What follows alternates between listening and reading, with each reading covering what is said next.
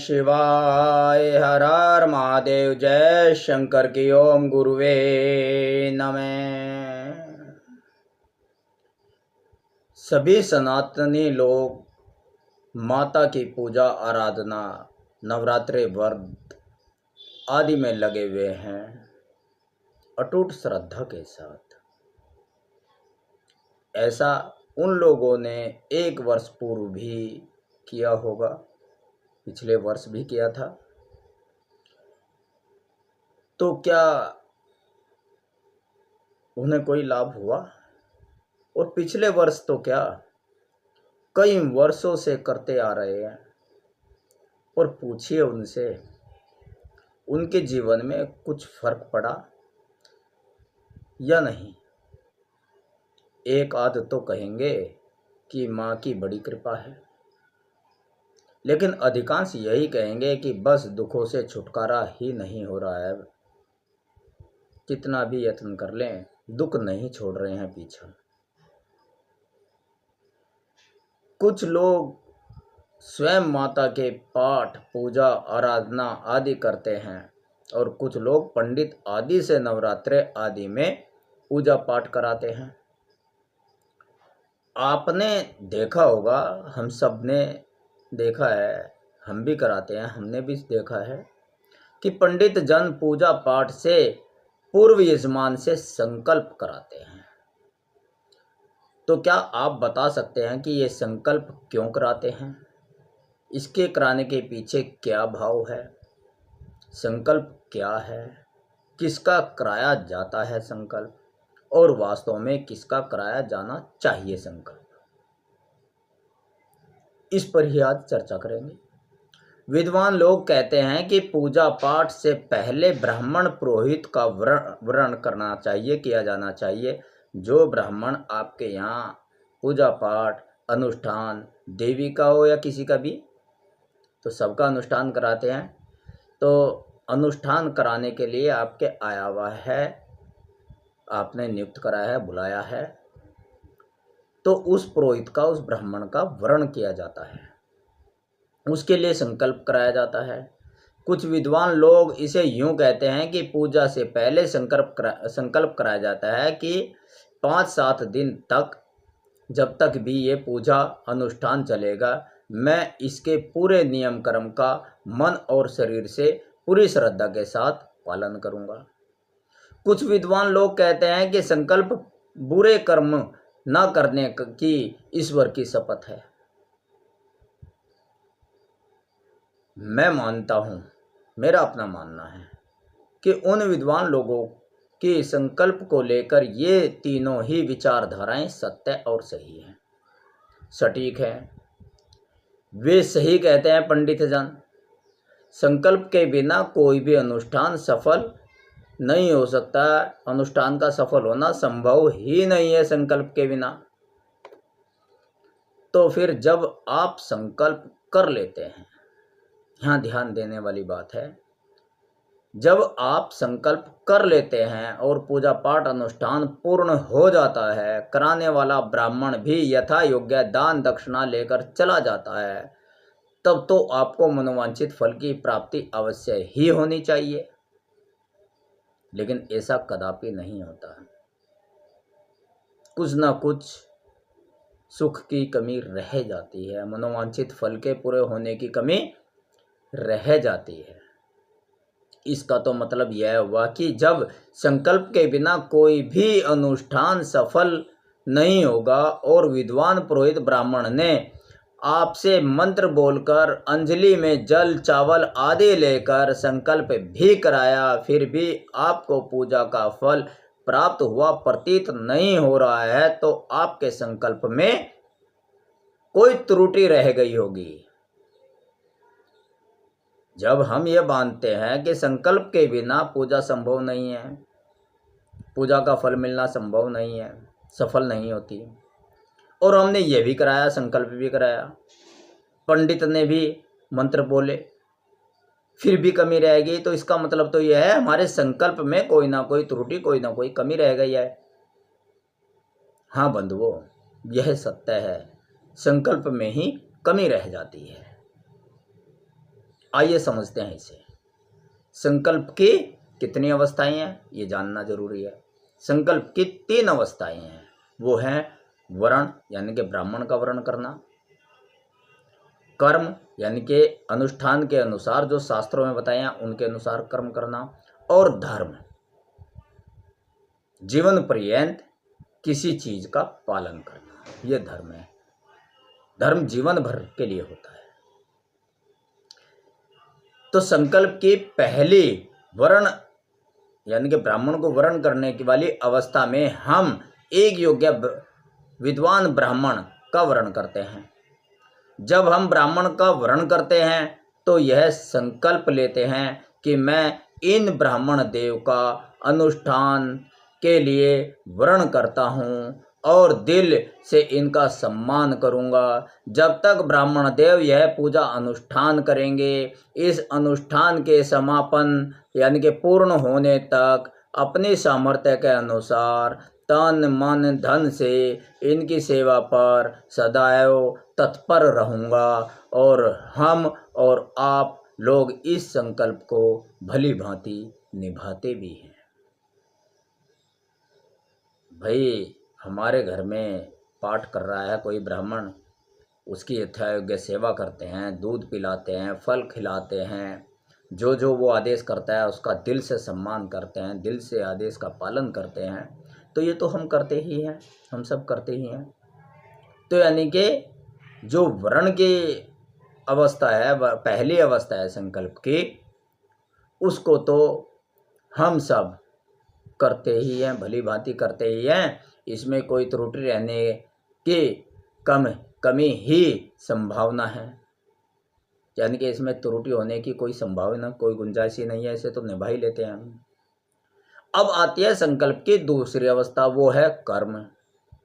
संकल्प में हम ईश्वर को साक्षी मानकर यह शपथ लेते हैं कि अनुष्ठान के अनुकूल जो भी हम पूजा पाठ कर रहे हैं, जैसे अब नवरात्रे हैं, नवरात्रे में उनके अनुकूल जो भी नियम हैं, जो भी कर्म हैं, जो भी हमें सत्कर्म करने चाहिए, तो हम उसके शपथ लेते हैं कि अनुष्ठान के अनुकूल जो भी विद्वान ब्राह्मण और वेद शास्त्रों में वर्णन है, जिन नियमों का, कर्मों का वे नियम कर्म बताए गए हैं वेद शास्त्रों में, और ब्राह्मण भी जो इनको बताता है, अनुष्ठान पूर्ण होने तक मैं उनका श्रद्धा पूर्वक अनुपालन करूंगा।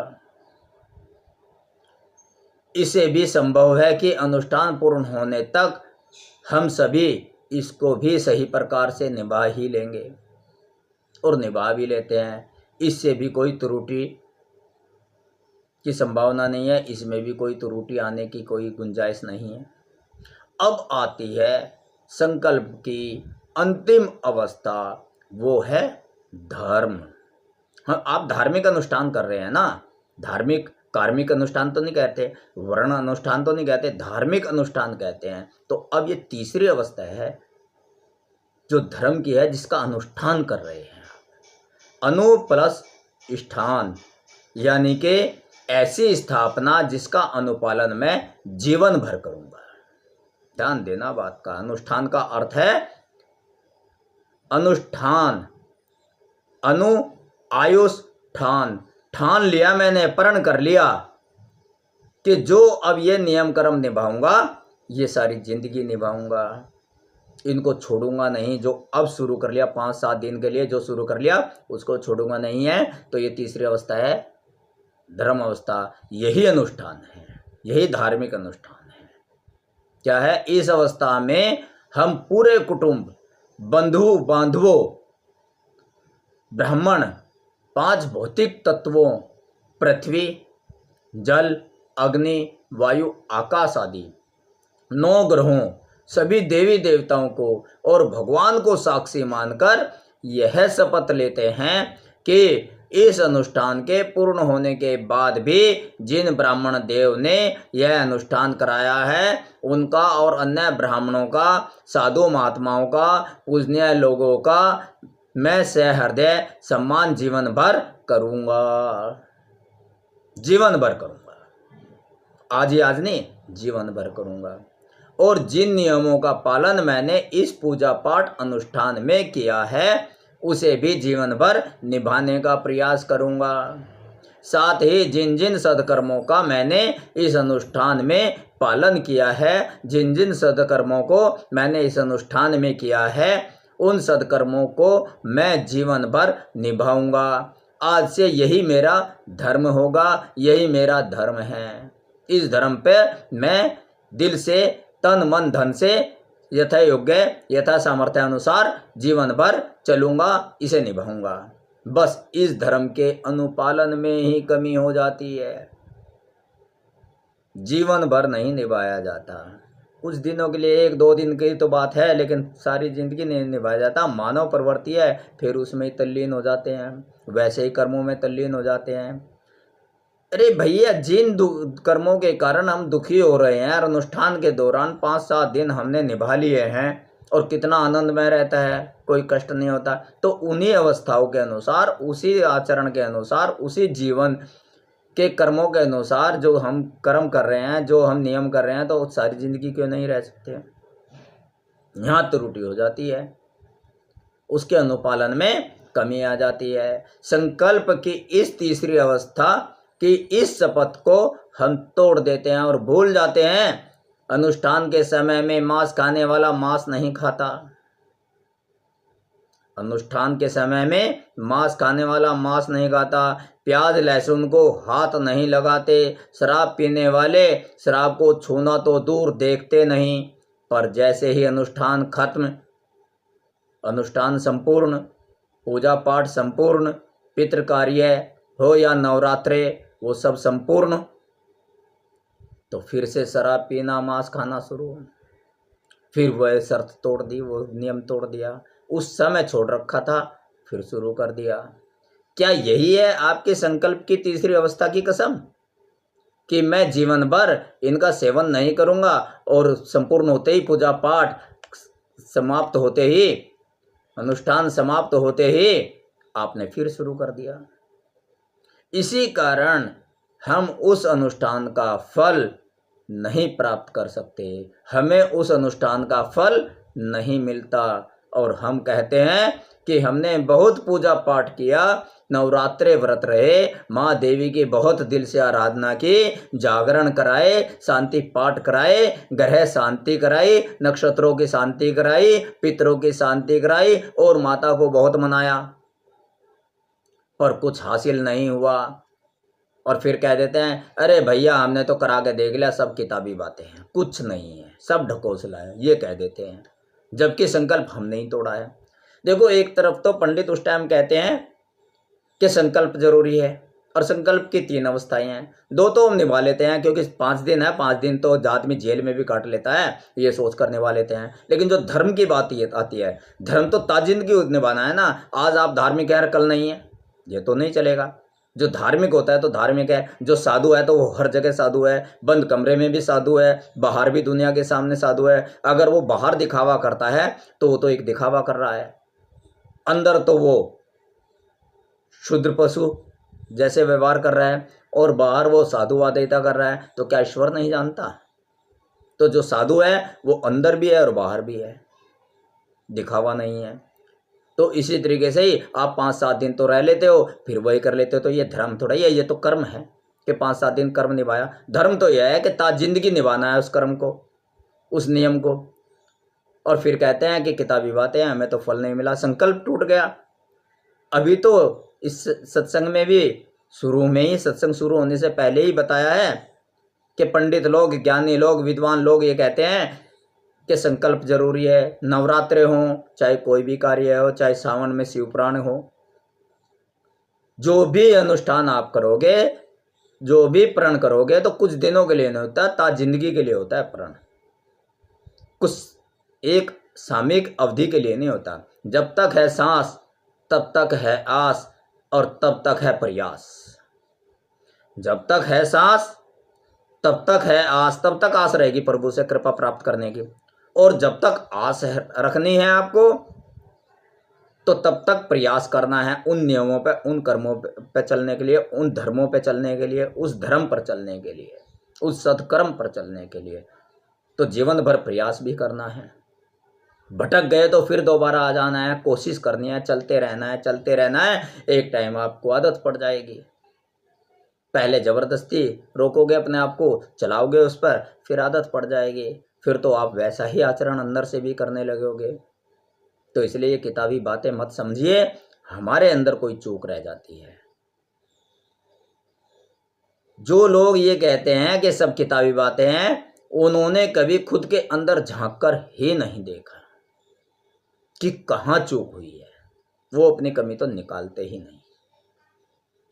हम पूजा पाठ बहुत कराते हैं, पूरे विधि विधान से, ज्ञानी शास्त्रीय पंडितों से शांति पाठ करवाते हैं, नवरात्रे पाठ करवाते हैं, पर जब कोई लाभ नजर नहीं आता तो अविश्वास कर बैठते हैं। पर शास्त्रों में उस पहले आदेश को भूल जाते हैं, शास्त्रों के उस पहले आदेश को भूल जाते हैं, ऋषियों की उस पहली शर्त को भूल जाते हैं जो उन्होंने पूजा पाठ से पहले आचरण में उतारने के लिए बोली है और आदेश किया है कि भगवान की कृपा चाहिए तो छल छोड़ना पड़ेगा, छल कपट त्यागना पड़ेगा, धोखे की भावना त्यागनी पड़ेगी। क्या आदेश क्या है? भगवान की कृपा चाहिए तो छल कपट त्यागना पड़ेगा। शास्त्रों ने बताया है कि भगवान तो भाव का भूखा है। आप कितने भी मेवे चढ़ा दीजिए, लेकिन भाव ना हो तो सब बेकार है। और आप एक तुलसी का पत्ता चढ़ा दीजिए और भाव और श्रद्धा है तो करोड़ों रुपए से, करोड़ों दान दक्षिणा से भी ज़्यादा महत्वपूर्ण है, ज़्यादा अच्छा है। तो भगवान तो भाव का भूखा है, उसे छल कपट पसंद नहीं है, उसे तो मासूम चेहरे पसंद हैं, वो तो मासूम चेहरे पसंद करता है। तो भगवान कहते हैं, क्या कहते हैं? इन 2 लाइनों में सारा सार आ जाता है। प्रेम भक्ति श्रद्धा विश्वास, प्रेम भक्ति श्रद्धा विश्वास, मोहि भावा। प्रेम भक्ति श्रद्धा विश्वास, मोहि भावा। छल कपट घृणा निंदा, छल कपट घृणा निंदा, मोहि नहीं पावा, मोहि नहीं पावा। तो उन लोगों ने शायद इस मूल मंत्र को समझा ही नहीं और चल पड़े पूजा पाठ अनुष्ठान कराने। अब वो लोग बोलेंगे कि नहीं, हमने तो पूरी ईमानदारी से, नियम पूर्वक, श्रद्धा के साथ सब नवरात्रे आदि पूजा पाठ भक्ति आराधना किए है। जब कर चुके होंगे ना, संपूर्ण हो चुके होंगे, तो तब कहेंगे हमने तो बड़ी भक्ति भाव से श्रद्धा पूर्वक नवरात्रे की पूजा की है, माता को मनाया है, माता की पूजा आराधना दिल से की है, और फिर भी हाथ खाली के खाली ही रहे हैं हमारे। ऐसा क्यों हुआ?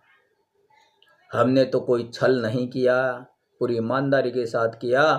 अभी नवरात्रे शुरू होते ही शराब पीना, मांस खाना छोड़ दिया। ध्यान देना, कहाँ कमी की है, क्या छल किया है आपने? छल की बात बता रहा हूँ, क्या छल किया है?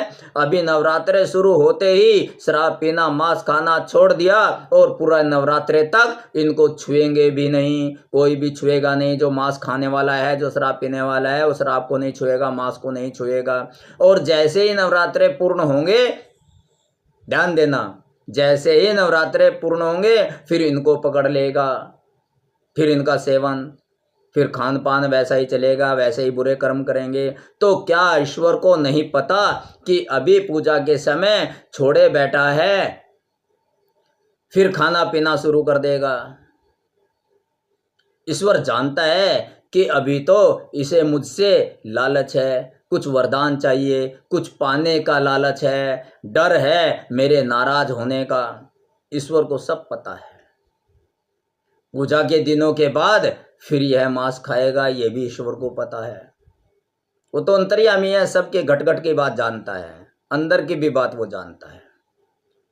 अगले जन्म में तुम क्या करने वाले हो ये भी पता है, और अगले ही पल, अगले ही कल परसों या 1 माह बाद तुम क्या करने वाले हो इसका भी उसे पता है। तो अंतर्यामी है, उसे पता है कि अभी इसे कुछ लालच है, अभी मेरा डर है कि पाप ना लग जाए, भगवान नाराज ना हो जाए, दंड ना दे दे, तो इसलिए लालच मेरे डर में कर रहा है, ये सब कुछ छोड़ रहा है बुरे काम। लेकिन फिर से करेगा जैसे ही पूजा पाठ खत्म हो जाएगी, और खूब शराब पिएगा, खूब मांस खाएगा।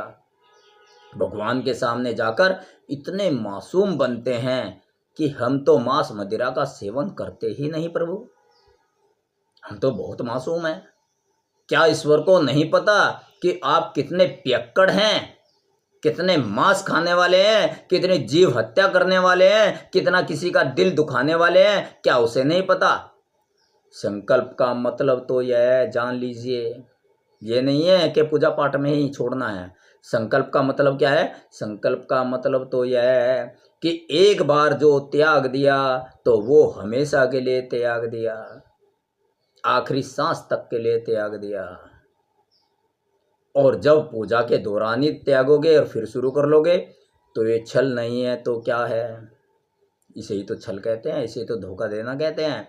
ईश्वर तो अंतर्यामी है, उसे तो हमारे हर छल कपट की खबर है, उसे तो हमारे हर छल की, हर धोखेबाजी की खबर है। उसे तो पता है अभी कुछ समय तो क्या है, कुछ समय के लिए बुरे कर्मों से तौबा की है और तौबा करके बैठा है, फिर से लग जाएगा बुरे कर्मों में, फिर मांस मदिरा खाएगा करेगा। हुई ना ये वही बात, लोटे में जल और मन में छल। आपके पूजा के लोटे में तो जल है और मन में छल है। प्रभु आज हम मासूम हैं और उसे पता है कि कल को ही फिर मांस खाएगा, ये पूजा खत्म होते ही फिर मांस खाएगा, ये सुधरेगा नहीं। उसे तो पता है ये फिर उन्हीं चीज़ों को खाएगा। आज मासूम बन रहा है, फिर जीव हत्या करेगा, फिर दूसरे का दिल दुखाएगा। तो इसे कहते हैं लोटे में जल और मन में छल। अगर ऐसा होगा, लोटे में जल और मन में छल, मन में भी जल होना चाहिए, स्वच्छ जल, मन चंगा तो कठौती में गंगा। मन साफ होना चाहिए कि प्रभु मुझसे शराब नहीं छूटती, छोड़नी है तो हमेशा के लिए छोड़नी है, मांस खाना छोड़ना है तो हमेशा के लिए छोड़ना है, बुरे कर्मों से तौबा करनी है तो हमेशा के लिए करनी है। यही धर्म है, यही प्रण है, यही प्रतिज्ञा है, यही संकल्प की तीसरी अवस्था है जिसमें चूक हो जाती है। तुम जैसे हो वैसे ही ईश्वर के सामने चले जाइए, अगर नहीं छूटती आपसे, यह हमेशा के लिए छोड़ दीजिए कि हे प्रभु मैं शराबी हूँ, मुझसे शराब नहीं छूटेगी, मैं मांसाहारी हूँ, मैं मांस खाए बिना नहीं रह सकता। फिर प्रभु आपसे खुश हों या नाराज हों? भैया जैसा आचरण करोगे प्रभु तो वैसा बनेगा। अगर आप प्रभु के अनुसार नहीं जाते उसके सामने तो नाराज होगा ही। तो वो खुश हो या नाराज हो, आपको वरदान दे या दंड दे, बस आप जैसे है वैसे ही चले जाए, झूठ मत बोले। इससे क्या होगा? आप भगवान के साथ छल करने और धोखा देने के पाप से बच जाओगे। यानी कि पहले तो पापी हो, दूसरा पाप उसे धोखा दे कर देते हैं भगवान को धोखा, इनसा को क्या छोड़ेंगे। तो भगवान को भी धोखा देने लग जाते हैं कि भगवान हम तो मांस नहीं खाते, हम तो शराब नहीं पीते, और फिर शुरू करेंगे। उसे तो पता है आप जैसे हो वैसे ही उसके सामने प्रस्तुत हैं, न कोई बनावट न कोई छलावा। फिर भगवान की मर्जी, वो आपकी सुने या ना सुने। या तो आप अपने मन की कर लो। जब आप अपने मन की करोगे, अपनी मन मर्जी की करोगे, अपनी मनमानी करोगे, उसकी नहीं सुनोगे तो वो क्यों सुनेगा तुम्हारी? वो कहता है सत्कर्म करो, तुम्हारे पे होता नहीं, तो फिर जब तुम उसकी नहीं सुनते तो वो क्यों सुनेगा तुम्हारी? ये बात मान लो। जब आप किसी की को अपनी सुनाना चाहते हो तो उसकी भी तो सुनोगे आप। तो इसलिए जरूरत है अपने अंतःकरण में झांकने की। जिन ढूंढा तीन पाइया गहरे पानी पीठी, मैं बेचारा बापुरा रहा किनारे बैठी। जिसने अपने मन को टटोला उसी ने अपने मन को शुद्ध किया, मन चंगा तो कठौती में गंगा। अगर मन साफ है, निर्मल मन मोए बाबा, जिसके मन में कोई छल कपट नहीं है, कोई गंदगी नहीं है, कोई मैल नहीं है, कोई बुराई नहीं है, तो प्रभु को सहजता से प्राप्त कर लेता है। अब संकल्प के बाद बारी आती है योग की। संकल्प तो बता दिया कि कहाँ त्रुटि होती है, तो इसमें त्रुटि मत आने दीजिए। संकल्प के बिना कोई पूजा नहीं होती, सब अधूरी है।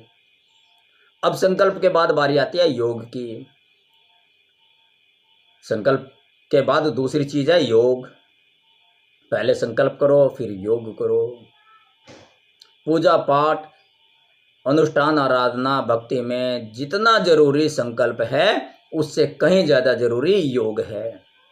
योग यानी अपने इष्ट से जुड़ जाना, अपने आराध्य देव से जुड़ जाना, जिसकी आप पूजा कर रहे हो उससे जुड़ जाना। और अभी के लिए नहीं जुड़ना, हमेशा हमेशा के लिए जुड़ जाना, उस पर विश्वास के साथ जुड़ जाना, प्रेम के साथ जुड़ जाना, श्रद्धा के साथ जुड़ जाना, बिना छल कपट के जुड़ जाना। योग पर हम कल के अगले सत्संग में विस्तार से चर्चा करेंगे। यहाँ आज के सत्संग में योग पर चर्चा करेंगे तो आज का ये सत्संग ज़्यादा लंबा हो जाएगा, ज़्यादा समय लगेगा, ज़्यादा बड़ा हो जाएगा। आप सत्संग का लाभ उठाते रहिए। कल के सत्संग में हम योग पर चर्चा करेंगे। आप हमारे साथ जुड़े रहिए। आपके घर में सुख शांति आनंद सदा बना रहे। माँ दुर्गा की कृपा, माँ भवानी की कृपा, शैलपुत्री की कृपा आप सब पर सदा बनी रहे। इन्हीं दुआओं के साथ ओम नमः शिवाय, हर हर महादेव, जय शंकर की। ओम गुरुवे नमः।